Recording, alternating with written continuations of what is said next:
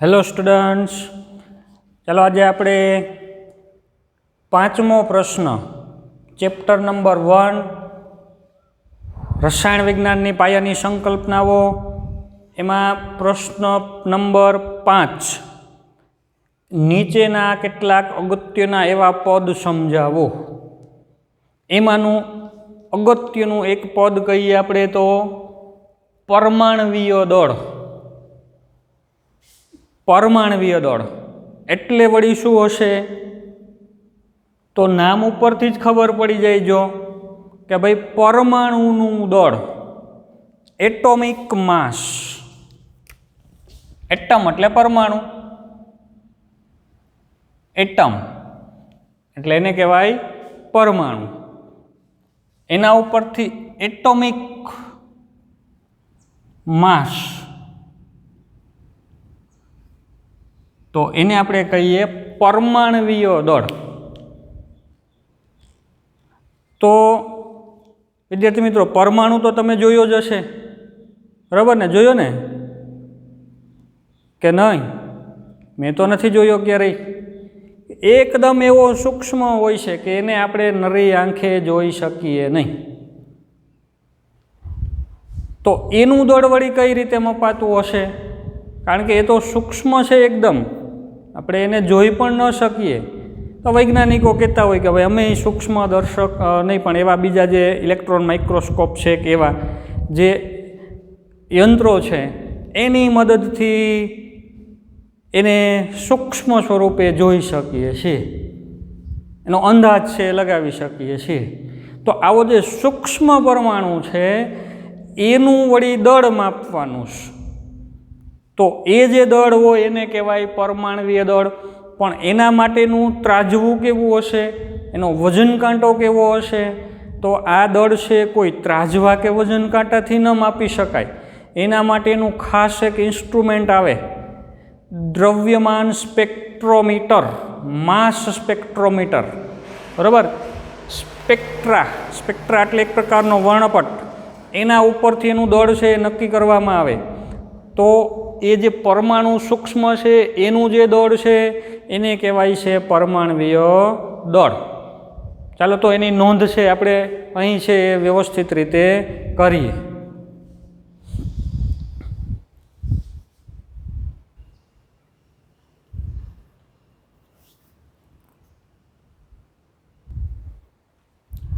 चलो विद्यार्थी मित्रों, तो अहीं रजू करेलुं छे के भाई परमाणु के जे खूब ज सूक्ष्म है तेना आ सूक्ष्म दળ ने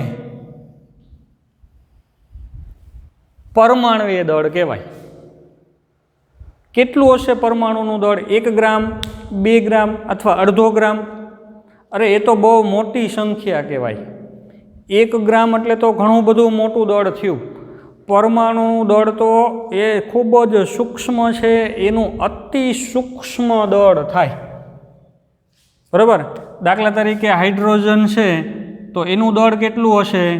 तो 1.67 × 10⁻²4 आटला ग्राम है। 10⁻²4। तमे कल्पना करी शको केटलुं सूक्ष्म दળ थयुं। आंक में लखवुं होय तो आम लखाय 0.000000000 जवा देवा पड़े, पछी आवे 167 आटला ग्राम थाय, बराबर? 23 शून्य लगाड़ देवा पड़े, पछी 167। तो आवुं सूक्ष्म दળ छे, एवा सूक्ष्म दળ ने परमाणवीय दળ कहेवाय। तो आ हाइड्रोजननुं परमाणवीय दળ थयुं भाई। कार्बननुं परमाणवीय दળ जोतुं होय तो 1 लई आपणे 66 × 10⁻23 आटला ग्राम, 1.6 × 10⁻23, बराबर? आटला ग्राम है ये आपणे दर्शावी शकीए। तो आवुं जे सूक्ष्म दળ है बधाय परमाणु, carbon, hydrogen, helium, lithium, beryllium, boron, बधाय परमाणुना आवा जे दળ बधाय आवे, आवी किंमतो आवे ए याद राखवी मुश्केल पड़े। એટલા માટે વૈજ્ઞાનિકોએ શું કર્યું તો ભાઈ આવા દળ છે એ કાંઈ એકાદ બેના યાદ રાખી શકાય, કાંઈ બધાયના દળ આવી રીતના યાદ રાખી શકાય નહીં. તો વૈજ્ઞાનિકોએ એક નવી રીત અપનાવી. એને શું કર્યું? તો પરમાણુઓના દળ દર્શાવવા માટે કાર્બનના C12 સમસ્થાનિકને પ્રમાણિત ગણી અને એની સાપેક્ષે અન્યના દળ દર્શાવાય છે. કાર્બનની સાપેક્ષે દળ દર્શાવવાની રીત છે એ ચાલુ કરી. એ રીત સહેલી પડે. કઈ રીતે? દાખલા તરીકે તો પહેલાં તો વાત કરીએ કાર્બનના સમસ્થાનિક. તો કાર્બન છે એ 3 સમસ્થાનિક ધરાવે છે. તમને ખબર છે કાર્બન છે પરમાણુ ક્રમાંક 6, બરાબર, અને એમાં પ્રોટોન ન્યુટ્રોનની સંખ્યા હોય 12, તો એને C12 સમસ્થાનિક કહેવાય. જો કાર્બનમાં પ્રોટોન ન્યુટ્રોનની સંખ્યા 13 હોય, એટલે કે 6 પ્રોટોન ને 7 ન્યુટ્રોન હોય, તો એને C13 સમસ્થાનિક કહેવાય. C14 તો એવાય કાર્બન હોય છે કે જેમાં 6 પ્રોટોન ને 8 ન્યુટ્રોન હોય, એને C14 કહીએ. તો કાર્બન જે છે એ પરમાણુ ક્રમાંક તો બધાયનો 6 જ આવે, પણ 3 પ્રકારના કાર્બન છે હોય છે, C12, C13, C14. મેજોરિટી આની હોય છે, આ તો ખૂબ જ અલ્પ પ્રમાણમાં હોય છે. તો આ જે છે C12 એને પ્રમાણિત ગણીને આનું પરમાણુય દળ ધારી લીધું. કેટલું? તો પ્રોટોન ન્યુટ્રોનની સંખ્યા જેટલું 12. યાદ રાખવું સાવ સરળ થઈ ગયું. કાર્બનનું પરમાણુય દળ કેટલું? કોઈક પૂછે આપણને કે ભાઈ કાર્બનનું પરમાણુય દળ કેટલું? 12. બરાબર, સરળ થઈ ગયું. પણ પછી એમ પૂછે કે 12 શું? 12 મણ છે, 12 કિલોગ્રામ છે. 12ની પાછળ કંઈક એકમ લગાડીએ તો અર્થ થાય ને. નકરા કહી દે કે ભાઈ કાર્બનનું પરમાણુય દળ 12, તો એ અર્થવિહીન કહેવાય. તો 12 શું? તો નથી 12 કિલોગ્રામ, નથી 12 ગ્રામ. નવો એકમ જ રજૂ કરવો પડે અહીં. તો વૈજ્ઞાનિકોએ નવો એકમ બનાવ્યો AMU.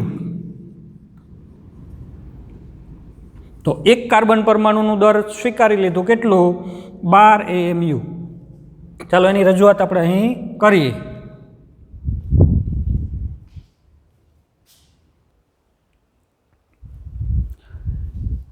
ચાલો તો વૈજ્ઞાનિકોએ શું કર્યું? સરળતા માટે તો C12 પરમાણુનું દળ તો સ્વીકારી લીધું. કેટલું કહેવાનું? તો 12. પણ નકરું 12 ન ચાલે, પાછળ કંઈક લખવું પડે, એકમ આપવો પડે. તો એકમ આપ્યો એને AMU. AMU. તો હવે કહી દેવાનું કે ભાઈ કાર્બનનું દળ કેટલું? તો 12 AMU. સરળ થઈ ગયું. જો સાવ 12 કેવી રીતે? તો કાર્બન છે એમાં 6 પ્રોટોન છે, 6 ન્યુટ્રોન્સ, એટલે ટોટલ અંક થાય છે 12, એટલે એને કહી દીધું 12 AMU. પણ હવે પાછું AMU એટલે કેટલું? આપણને કોઈ પૂછે કે ભાઈ 1 AMU એટલે શું? તો 1 AMU બરાબર 1.66056 એને ગુણ્યા 10⁻²4 એટલા ગ્રામ થાય. તો આ પણ તમારે યાદ રાખવાનું.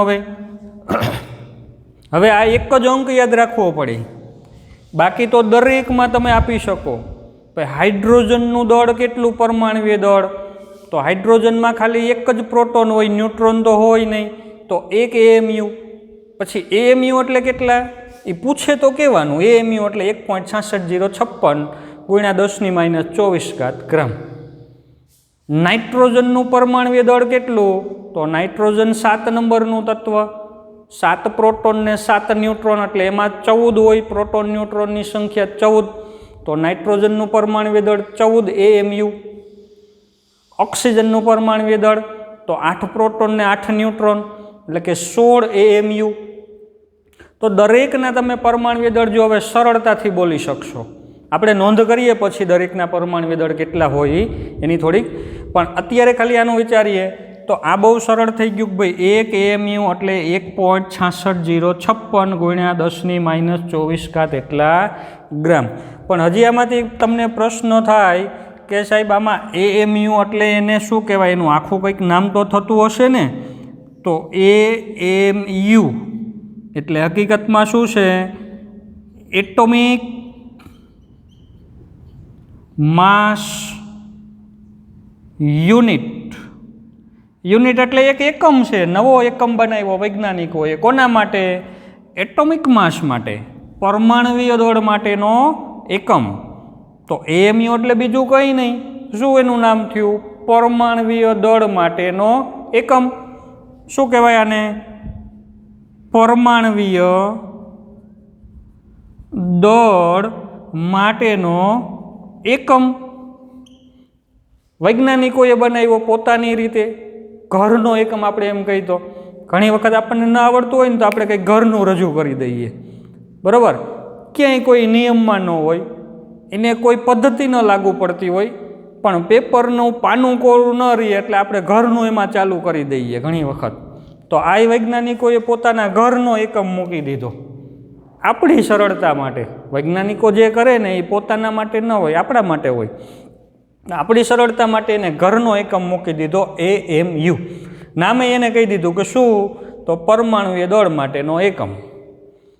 બરાબર સમજાય છે કે ભાઈ 12 કિલોગ્રામ ન કહેવાય, એવડું બધું દળ ન હોય. કાર્બનનું એક પરમાણુનું દળ 12 કિલોગ્રામ, એવડું મોટું ન હોય. તો 12 ગ્રામ એ ન હોય, તો 12 મિલીગ્રામ એ ન હોય, તો 12 માઇક્રોગ્રામ એ ન હોય.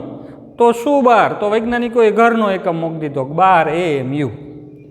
નવો એકમ ચાલુ કરી દીધો. ગ્રામ ને કિલોગ્રામ ને ભૂલી જાવ બધું, નવો એકમ AMU. પણ હવે તમારે યાદ રાખવાનું, AMU હકીકતમાં છે કેટલું? તો 1.66056 ગુણ્યા 10⁻²4. આ જે છે એ તમારે અંક છે એ ખાસ યાદ રાખવાનો છે, એનો ઘણી જગ્યાએ ઉપયોગ કરવામાં આવશે. ઘણી વખત AMUની જગ્યાએ માત્ર ખાલી આવી રીતે સ્મોલ યુ લખેલું આવે. એ કાર્બનનું પરમાણુ દળ કેટલું? તો 12U. ખાલી યુ પણ દર્શાવાય છે, એટલે એનું આખું ફૂલ ફોર્મ થશે યુનિફાઈડ માસ. યુનિફાઈડ માસ, એકીકૃત દળ. બરાબર, કે જે માત્ર કાર્બન માટે સ્વીકારેલું છે, એને પાછળ કોઈ એકમ નથી લાગુ પડતો, એટલા માટે એને દળ હોય તો દળને ખાસ તમારે કિલોગ્રામ કે માઇક્રોગ્રામ કે મિલીગ્રામ કે એમ દર્શાવવું પડે. પણ અહીંયા દળ કિલોગ્રામ માઇક્રોગ્રામમાં એકેયમાં નથી, ગ્રામમાંય નથી, ખાલી યુનિફાઈડ માસ તરીકે રજૂ કરવામાં આવ્યું છે. 12 એટલે એક અંક લઈ લીધેલો છે, એટલે એને યુનિફાઈડ માસ પણ કહેવાય છે, એકીકૃત દળ. હવે વ્યાખ્યા રજૂ કરવી હોય તો AMU એની વ્યાખ્યા રજૂ કરવી હોય તો કઈ રીતે કરી શકીએ? તો જુઓ, વ્યાખ્યા અહીંથી જ બને. એક AMU એટલે એની વ્યાખ્યા રજૂ કરવી હોય તો આ 12ને હું અહીંથી કાઢું તો આના છેદમાં આવે. તો એક પરમાણુનું દળ ભાગ્યા 12 એટલે એને કહેવાય 1 AMU. તો વ્યાખ્યા શું થશે? તો જે કાર્બન પરમાણુનું દળ છે, કાર્બન 12 સમસ્થાનિક, બરાબર. કાર્બન એ ગમે તે નહીં, C13 C14, આની વાત નથી, આની વાત નથી, આની વાત છે. કાર્બન 12 ના પરમાણવીય દળ આના દળના 1/12 જેટલું દળ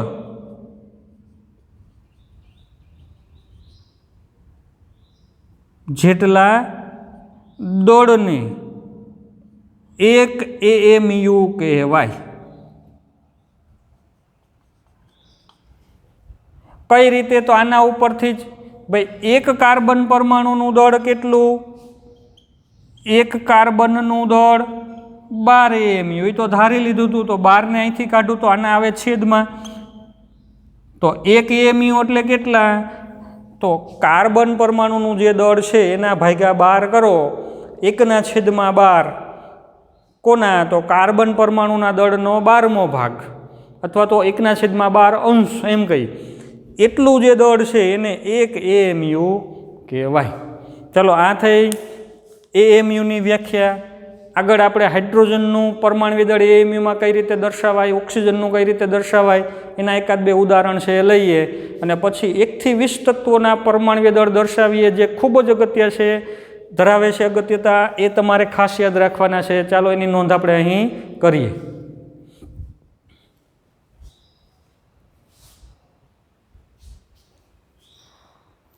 ચાલો વિદ્યાર્થી મિત્રો, તો અહીં આપણે હાઇડ્રોજનનું પરમાણુ દળ છે એને ગ્રામમાં અને AMU એકમમાં બે સ્વરૂપે કઈ રીતે રજૂ કરી શકાય એ જોઈએ.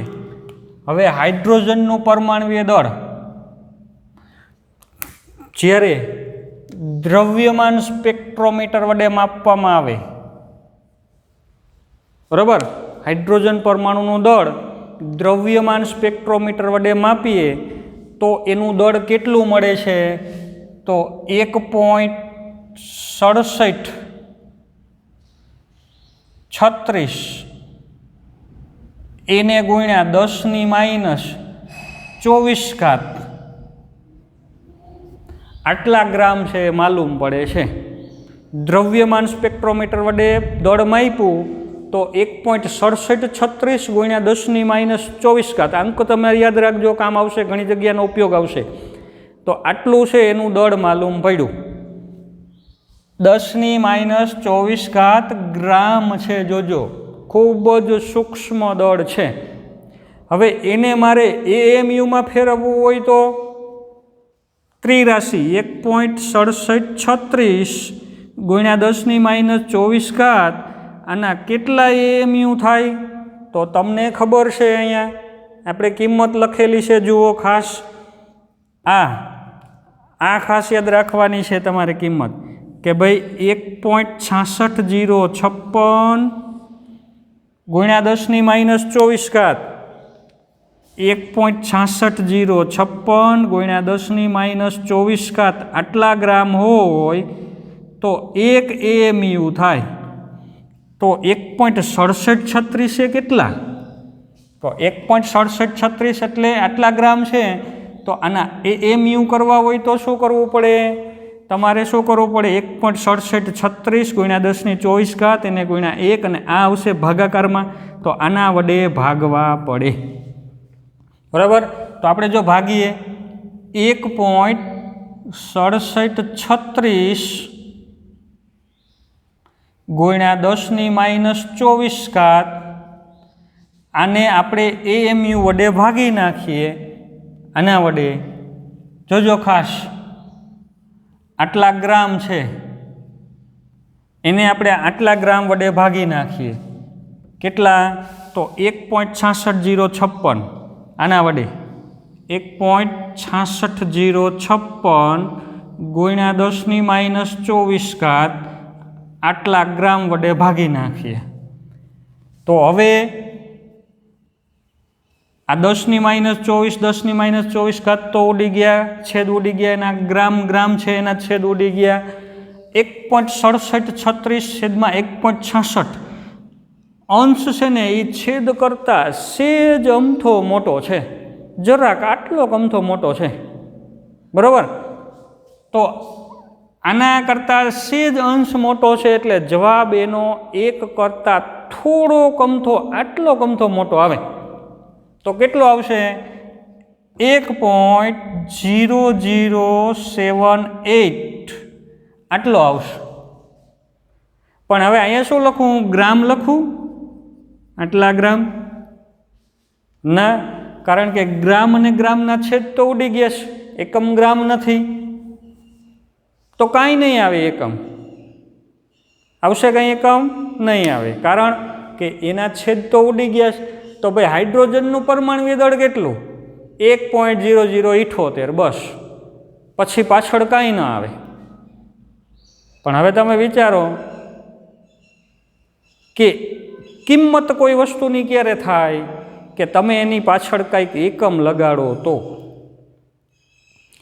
હું તમને એમ કહું કે ભાઈ તમારું વજન કેટલું, તો તમે એમ કહો કે સાહેબ 50 કિલોગ્રામ, તો 50 બોલીને પાછળ કિલોગ્રામ બોલવા પડે કે 50 કિલોગ્રામ, પણ પાછળ તમે કંઈ બોલો જ નહીં, ખાલી એમ કહો કે તમારું વજન કેટલું, તમે એમ કહો 50, તો 50 શું સમજવાનું? 50 લીટર. એ 50 લીટર વજન હોય કોઈનું તો ન થાય. તો આની પાછળ મારે શું લગાડવાનું? હવે એકમ તો ગ્રામ ઉડી ગયા, એકમ તો કાંઈ રહેતો નથી, તો એકમ વૈજ્ઞાનિકોએ ઘરનો મૂક્યો. હવે યાદ રાખજો, ક્યાંથી એકમ કાઢ્યો? વૈજ્ઞાનિકોએ એના ખીચામાંથી કાઢીને એકમ મૂકી દીધો. એ એકમને યુનિફાઈડ માસ કહેવાય. આપણે અહીંયા વાત કરી હતી ને, યુનિફાઈડ માસ, એકીકૃત દળ કહેવાય. એકીકૃત એટલે વન એન્ડ ઓનલી. આપણી ભાષામાં એને કહી તો વન એન્ડ ઓનલી. ઘણી વખત આપણે કહેતા હોય કે ભાઈ આ તો વન એન્ડ ઓનલી છે, એટલે કે આખા વિશ્વમાં આના જેવું કોઈ નથી એમ. એને શું કહેવાય? One and only. એને કહેવાય યુનિફાઈડ માસ, એકીકૃત દળ. એની સંજ્ઞા શું લઈ લીધી? યુ, અથવા એને ઘણી વખત લખાય AMU પણ લખાય, એટોમિક માસ યુનિટ. ખબર પડી? તો એટોમિક માસ યુનિટ પણ કહેવાય અને એને ખાલી યુનિફાઈડ માસ પણ કહેવાય, કારણ કે this is one and only in the world. એટલા માટે એને યુ તરીકે દર્શાવવામાં આવે છે. તો આ રીતે લખીએ આપણે, અથવા આને આપણે લખીએ તો 1.00, આ 8 નથી લખવા, ખાલી અહીંયા સુધી લખીએ તો આમ પણ કહેવાય.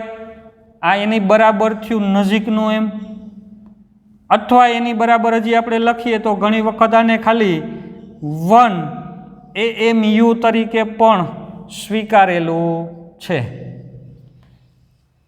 ખાસ યાદ રાખજો, આને AMU પણ કહેવાય અથવા ખાલી યુ વડે પણ દર્શાવાય. હવે આપણે ઘણા બધા દાખલાઓમાં લખશું એટલે તમને એમણમાં આવડી જશે, નહીં પાકું કરો તો એ આવડી જશે, કારણ કે આના ઉપર આધારિત તો ઘણા બધા દાખલાઓ છે આપણે ગણવા છે.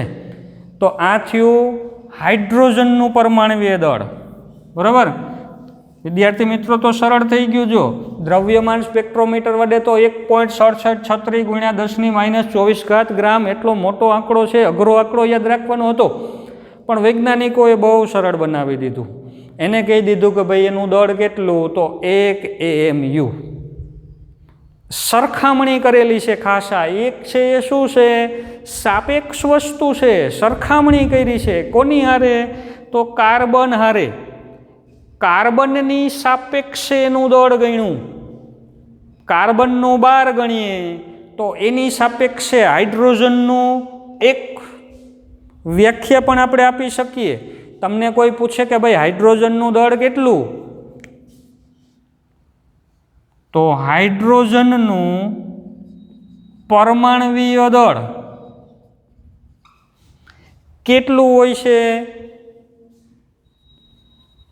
તો કાર્બનના પરમાણુય દળ, કાર્બન એટલે કાર્બન 12 લેવાનું, એના પરમાણુય દળ ના 1/12 ગણું હોય છે. કાર્બનનું પરમાણુય દળ કેટલું છે? તો 12. એના 1/12 ગણા એટલે ગુણાકાર, તો કેટલું આવ્યું? 1 થયું 1 AMU. તો આ થઈ ગયું હાઇડ્રોજનનું દળ. બરાબર ને? તો ભાઈ હાઇડ્રોજનનું પરમાણુય દળ કેટલું? તો કાર્બન 12ના જે પરમાણુય દળ છે, કાર્બન 12નું એમ લખીએ એટલે બોલવામાં સરળતા રહે. એનું જે પરમાણુય દળ છે એના 1/12 ગણું છે. અથવા ઘણી વખત અંશ એવો શબ્દ લખેલો હોય કે 1/12 અંશ જેટલું છે. બરાબર? એટલે એનું 12 ભાગનું થયું એમ પણ કહી શકીએ. તો આવી રીતે આ હાઇડ્રોજનનું પરમાણુય દળ છે એ આ રીતે દર્શાવી શકાય. ચાલો વિદ્યાર્થી મિત્રો, આ જ રીતે, આવી જ રીતે આપણે ઓક્સિજન માટે દર્શાવવું હોય તો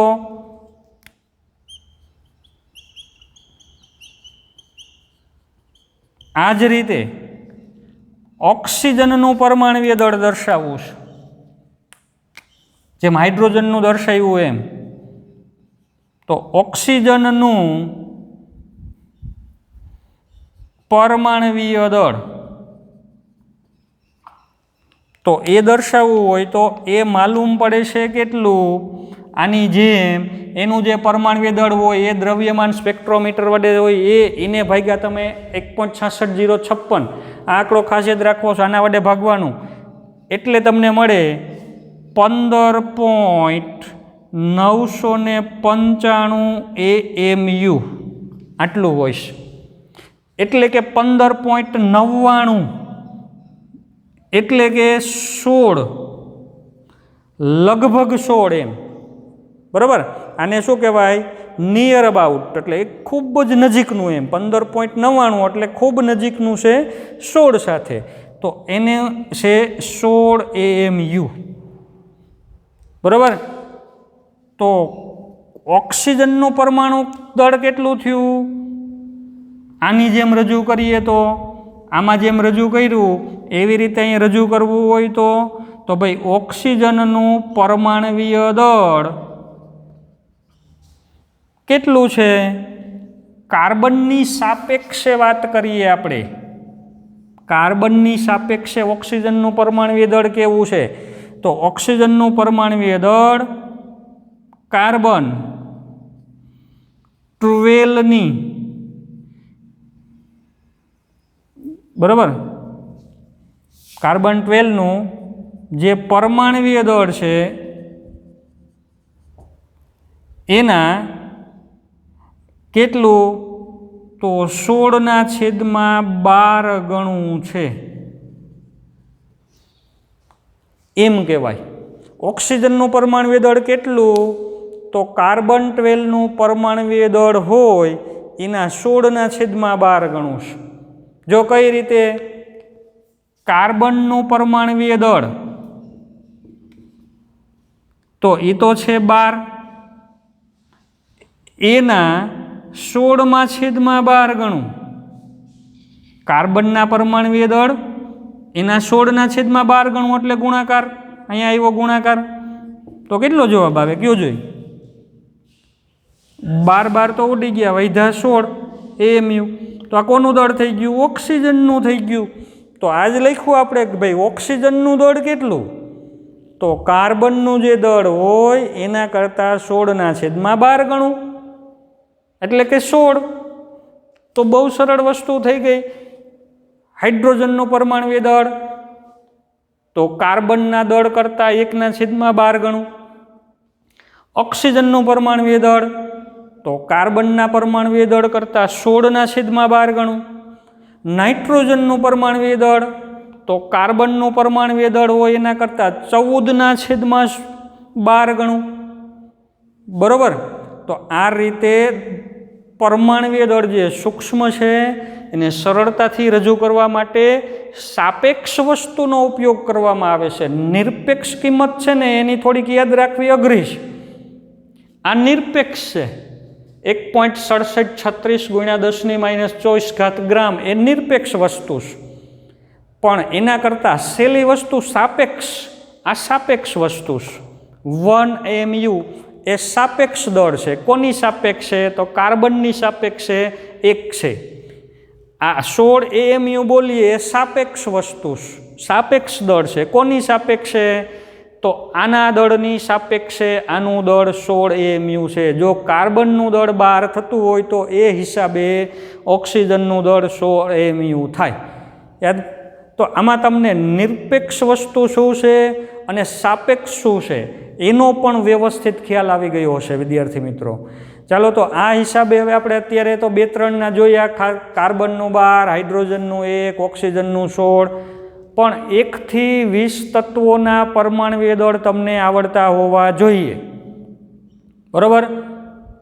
આપણે જ્યારે શરૂઆત કરી હતી ત્યારે મેં તમને 1 થી 30 તત્વોના નામ, એની સંજ્ઞાઓ તૈયાર કરવા માટે આપી હતી. બીજા સાહેબના જે લેક્ચર હશે એને પણ તમને 1 થી 30 કે 20 તત્વો છે તૈયાર કરાવેલા હશે, એના પરમાણવીય દળે તૈયાર કરાવેલા હશે, બરાબર. તો એ તમારે ખાસ યાદ રાખવાના છે, કારણ કે હવે પછી આપણે એનો વધુમાં વધુ ઉપયોગ કરવો છે. ચાલો, તો આપણે 1 થી 20 તત્વોના પરમાણવીય દળ છે એની અહીં નોંધ કરીએ. તમે એક વખત ક્યાંક વ્યવસ્થિત રીતે કરેલી હોય તો જરૂર નથી, ખ્યાલ આવે છે? તમે એક જ વખત જો વ્યવસ્થિત રીતે રજૂ કરેલી હોય 1 થી 20 તત્વોના પરમાણવીય દળ તો રજૂ ન કરો તો ચાલશે, પણ ધારો કે તમારો મુદ્દો કાચો છે તો તમારે પરમાણવીય દળ છે એ અહીં જે હું નોંધ કરાવું એની નોંધ છે વ્યવસ્થિત કરજો, અને તમને મોઢે 1 થી 20 તત્વોના પરમાણવીય દળ છે આવડવા જોઈએ. ચાલો તો આપણે અહીંયા એની નોંધ છે કરીએ.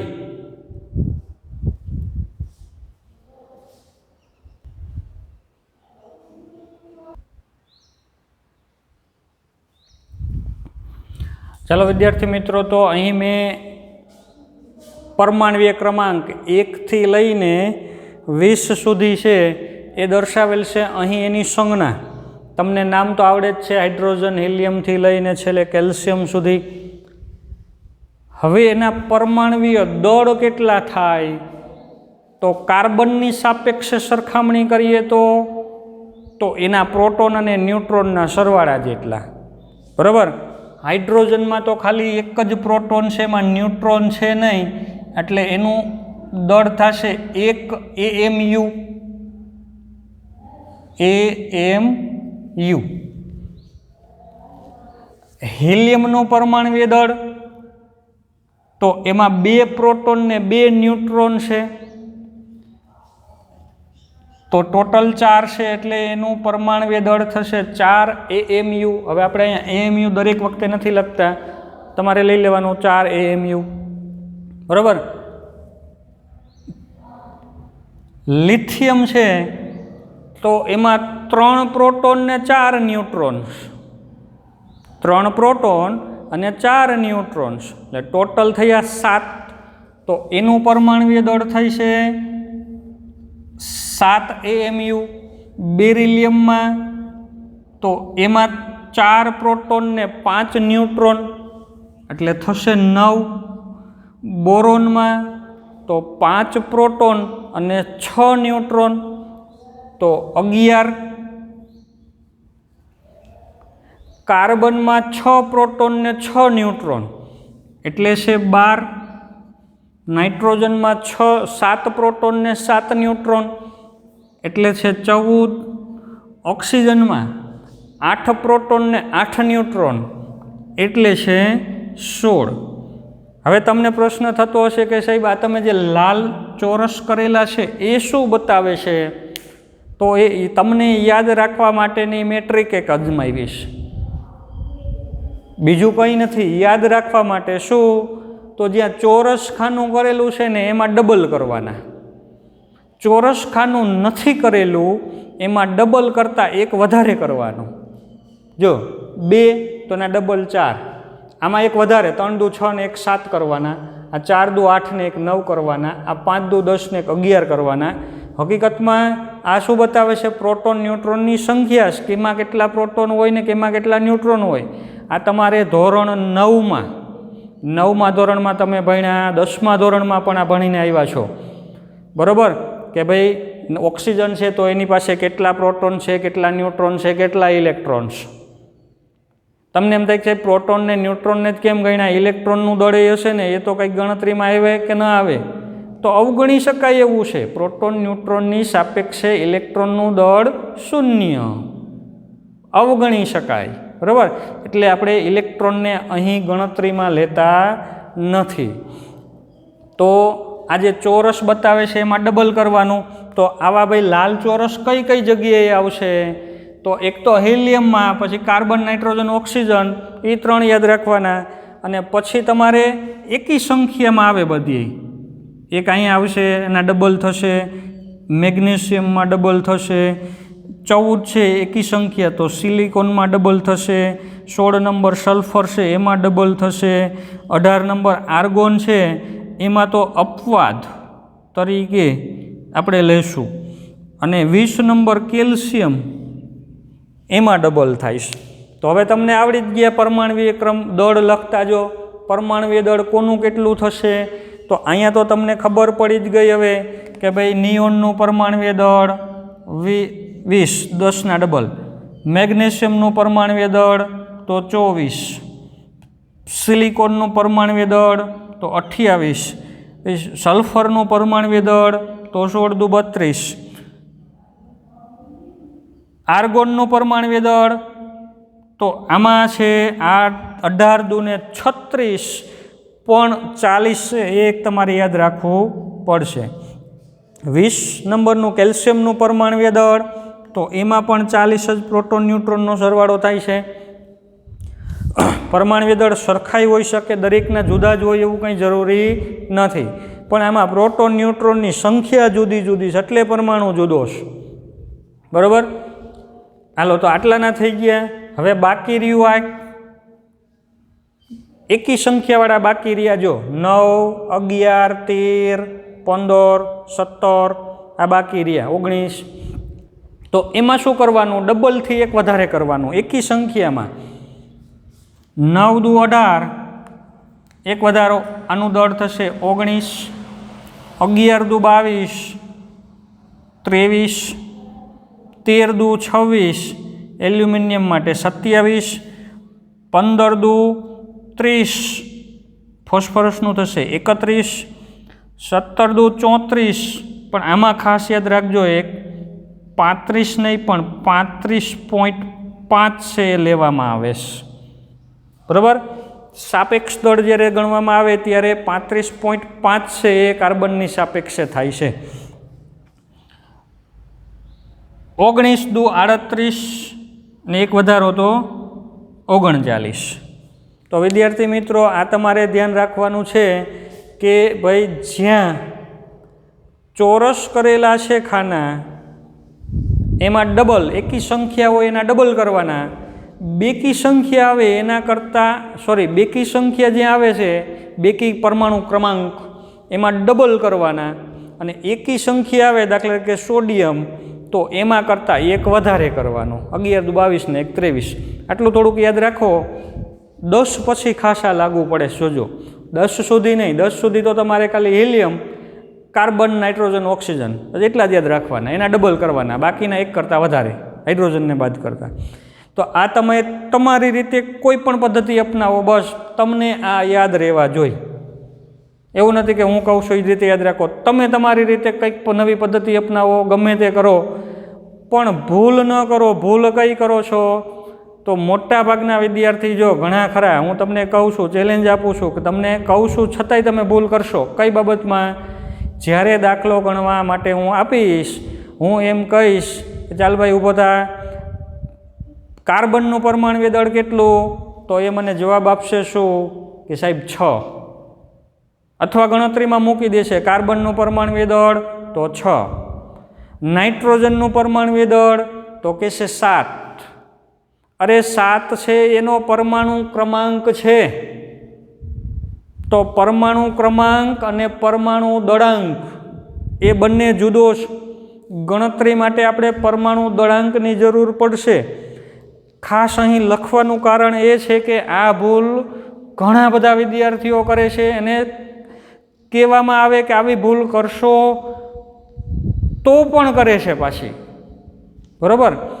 તો હવે તમે લોકો એમાં ન આવો એ ધ્યાન રાખજો. દાખલાઓ આપણે ઘણા બધા આને આધારિત કરવાના છે. આખું ચેપ્ટર દાખલાઓનું જ છે, અને એમાં જે આ પરમાણ્વીય દળાંક મેં લખાવ્યા એ ખાસ યાદ રહેવા જોઈએ. ફરીથી કહું છું, તમે પરમાણુ ક્રમાંક ન આપતા. મેગ્નેશિયમનું પરમાણુ દળ તો 24, 12 નહીં, 12 છે એનો પરમાણુ ક્રમાંક. બરાબર. પરમાણુ ક્રમાંકને ગણતરીમાં લેવાનો ન હોય, પરમાણુ દળાંકને ગણતરીમાં લેવાનો હોય. તો ચાલો વિદ્યાર્થી મિત્રો, આજે આપણે જે અગત્યના એવા પદ સમજાવવાના હતા એમાં પહેલું પદ છે પરમાણ્વીય દળ. એના વિશે વ્યવસ્થિત માહિતી છે મેળવેલી છે. ચાલો એના પછી સરેરાશ પરમાણ્વીય દળ, આણ્વીય દળ, મોલર દળ, એ બધા કઈ રીતના મળે, એ શું વસ્તુ છે, એ આપણે નેક્સ્ટ ટાઈમ જ્યારે મળીશું ત્યારે એની ચર્ચા કરીશું. પણ આ એકદમ જે આ પાઠ માટે મોસ્ટ આઈએમપી કહી શકાય એવો એક આ પોઈન્ટ હતો, એ તમારે ખાસ ભારપૂર્વક તૈયાર કરવાનો છે. ચાલો તો મળીએ આના પછીના લેક્ચરમાં. Thank you.